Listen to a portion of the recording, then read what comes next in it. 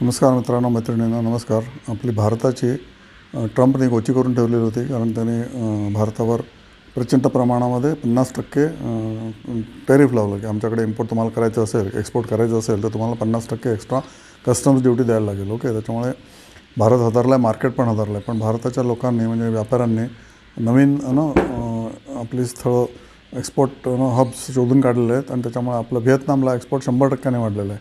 हे तुम्हाला माहिती आहे का? आत्ताच न्यूज आलेली. व्हिएतनामला 100% वाढलं. सौदी अरेबिया नंतर UAE आणि अदर आफ्रिकन कंट्रीजमध्ये पण आपण आपली निर्यात वाढलेली आहे.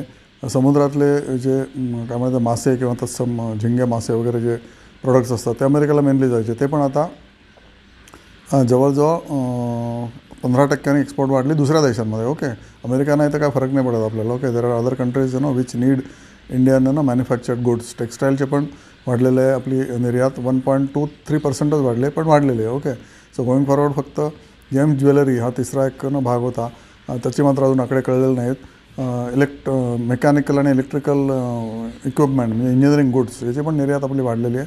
तर ओव्हरऑल H1मध्ये आपली निर्यात गेल्या वर्षीच्या H1पेक्षा 5%ने वाढलेली आहे. म्हणजे अमेरिका खुश झालेला आहे. अमेरिकेला वाटतं की आपण डिक्टेट करतो आहे जगाला किंवा भारताला की आमच्याकडे तुम्ही निर्यात नाही केलं, तुमच्या देशाची निर्यात कशी काय होणार, कुठे जाणार. तर आपण खूप शहाणे लोक आहेत. आपले सगळे लोक प्रचंड क्लेवर आणि वाईज आहेत आणि गव्हर्मेंट पण त्यांना सपोर्ट करतं आहे. त्याच्यामुळे आपला एक्सपोर्ट जो ठप्प झाला असं वाटलं असेल तर तो अजिबात झाला नाही. आणि मार्केटने ही गोष्ट अजून नोट केलेली नाही आहे.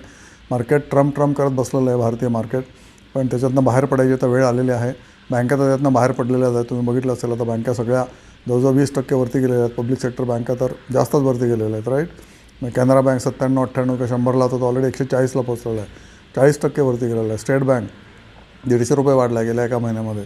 ओके, 800वरून तो आता 950 वगैरे गेलेला आहे. मग तो सुद्धा टिपिकली 15-20%, 15-18% वाढलेला आहे. ओके, बँकिंग इंडेक्स तर तुफानीवरती. बँकिंग इंडेक्स आता नवीन हाय अटेंड करेल पुढच्या एक महिन्याभरात किंवा त्याच्याहून आधीच. तशाप्रकारे ट्रम्प टॅरिफला घाबरून मार्केटने बसण्याचं काहीच कारण नाही असं मत आहे.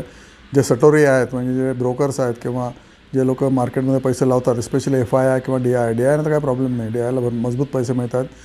40,000 कोटी दर महिन्याला त्यांना येतात म्युच्युअल फंडामध्ये, ते घेत आहेत. पण FII विल बी रिपेंटिंग, म्हणजे त्यांना पश्चाताप होईल की आपण भारतामध्ये विकतो आहे का, घ्यायच्या वेळेला काय विकतो आहे बावळट.